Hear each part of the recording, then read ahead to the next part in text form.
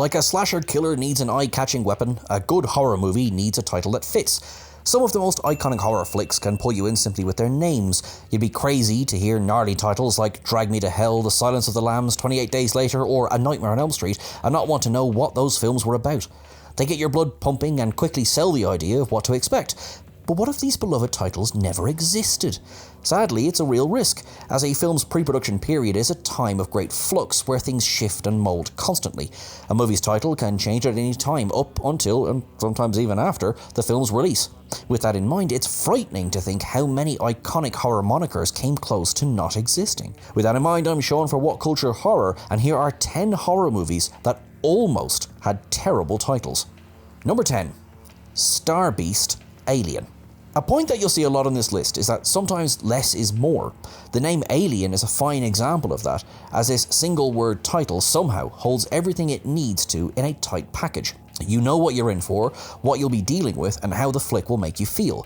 However, the movie's first title didn't have that same kind of magic, not by a long shot. Alien's original working title was Star Beast, as revealed in the documentary The Beast Within, Making Alien.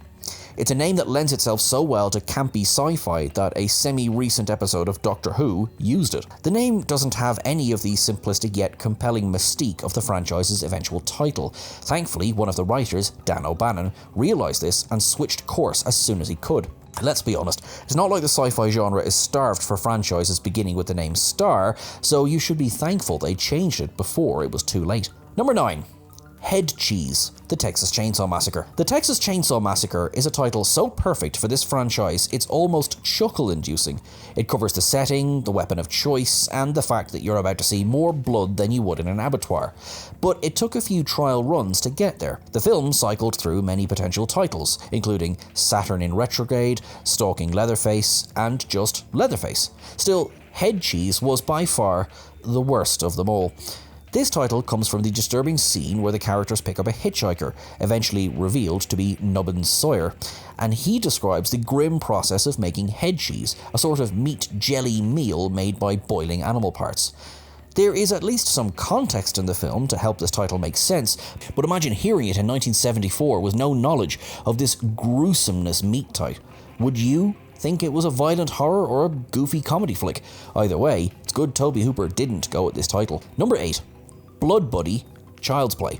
Third time's a charm, that's a phrase you can easily use for a good old doll killer Chucky, as his amazing horror series created by Don Mancini settled on its original name on the third go-round. The Child's Play franchise, which now goes by the more ubiquitous Chucky, was originally going to be called Batteries Not Included.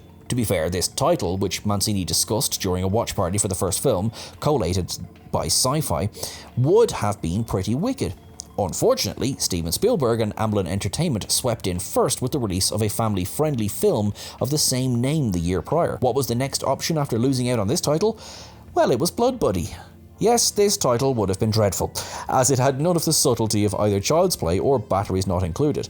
The name seemed to stem from the film's satire of Hasbro's My Buddy dolls, a toy so forgotten it would have made the series feel painfully dated now and way too on the nose upon its release. Number 7. Tea Time of the Dead, Shaun of the Dead. The origin story behind the all-time classic zombie rom-com Shaun of the Dead is common knowledge by this point. The story goes that Edgar Wright and Simon Pegg were inspired to create the film after working on a special zombie episode titled Art of their cult classic TV show Spaced. However, what's less well known is that when working on the pitch, the film went by the name Tea Time of the Dead, which, let's be honest, is nowhere near as good as the eventual moniker. Wright reveals this during an interview with the Empire Film podcast, where he discussed their early days pitching to working title.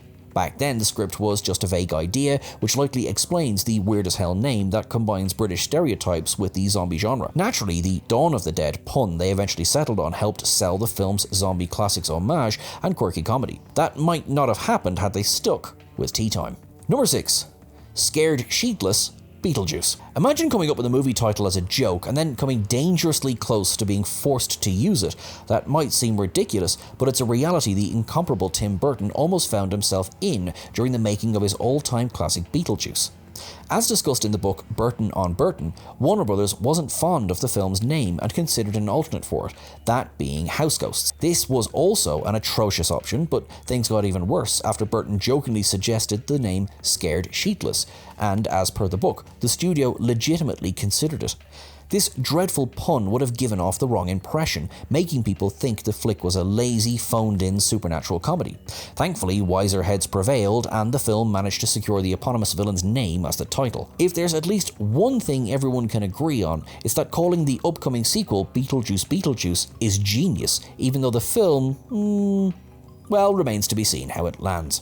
Number 5. Zreeks. Children shouldn't play with dead things. The 3 or 4 of those among you who've actually watched this cheap zombie movie will agree that it's far from being a masterpiece. You might have a good time with it if you love a shoestring budget pulp fest, but most of you will see it for what it is. It's a poorly made zombie horror, let's be honest. However, if there's one thing the film has going for it, it's the absolutely bombastic title. Children shouldn't play with dead things. What a name! You cannot claim it doesn't grab your attention. But that ridiculous title nearly didn't exist, as the film was originally called Zreeks via the Internet Archive. The idea here seems to be that Zreeks is a play on the words zombie and freak, but it's not clever by any stretch of the imagination. On top of that, it's hard to read and tough to decipher. It's not like the movie was a big hit, but thankfully it got to keep the one thing it had, its wicked title. Number 4. Cybernatural. Unfriended. If the last 2 entries have taught us anything, it's that using a goofy pun for the horror movie title is a risky game, even with comedy flicks. That risk goes tenfold for any horror that wants to be taken seriously. So why did someone think naming this movie Cybernatural was a good thing? Unfriended may not be a perfect horror, but it's a thrilling screen life flick that effectively uses its Skype call format to deliver some stunning scares. During its early days, it went by offline, which matched the concept but was ultimately dull as a rock. So that's why the crew decided to switch it up, but their new idea was a little bit embarrassing. The movie's director, Leo Gabriadze, stated in an interview with Yell magazine that they chose Cybernatural thanks to how to the point it was. But while it delivers the idea of an internet haunting well, it certainly misses the tone, making the movie sound campy, which Unfriended clearly didn't want to be. Number 3. Scary movie. Scream. Sometimes a movie tells you what it is at face value, like The Texas Chainsaw Massacre or Alien, but that matter-of-fact approach can go a little too far at times. The legendary Wes Craven came dangerously close to crossing that line with Scream, which was almost called Scary Movie. Craven's Scream was a meta-masterpiece that satirized slasher movies by openly addressing the genre's tropes and defying expectations while still delivering a great slasher thriller. To coincide with this self-referential approach, Craven and the scriptwriter Kevin Williamson wanted to give the film a meta name, Scary Movie. Now, that does tick the self-aware box pretty well, but it'd make an awful name for a legitimate horror franchise. Yes, it works perfectly for the ridiculous Wayans Brothers parody flicks, but as a real Scary Movie series, it's just too meta. Imagine trying to take a horror called Scary Movie 7 seriously. Although many would argue that the Scream movies have kind of become a parody of themselves anyway, so maybe they should have just stuck with the original title. Number 2. Sadomasochists from Beyond the Grave, Hellraiser. Everybody loves a good bit of sadomasochism, right? Okay, maybe not everyone, however, a lot of horror fans do, as it's the basis for the beloved Hellraiser franchise, one of horror's gnarliest intellectual properties. Still, while people love the weird, pleasure-filled torture fests of the Cenobites, there really is no need to have it spelled out for them. Clive Barker's Hellraiser, based on his book The Hellbound Heart, has a phenomenal title that oozes the concept of dread, pain, and suffering. But when the film was in development, it went by the far goofier and way more literal Sadomasochists from Beyond the Grave. It's hard to deny that this doesn't sum up the concept of the whole franchise pretty swiftly, but imagine trying to convince your friends to go and watch a movie with a name like that. It doesn't exactly roll off the tongue. Of course, Barker opted to stick with a title closer to his original novella, and the rest is history. Number 1. Peach Fuzz. Creep. Creep is one of those special horror movies that makes every inch of you shiver. It's a strange, tense, and, appropriately, creepy movie, and there's no doubt the enigmatic title helps cement that vibe from the get-go. However, the film's original moniker would have done the complete opposite.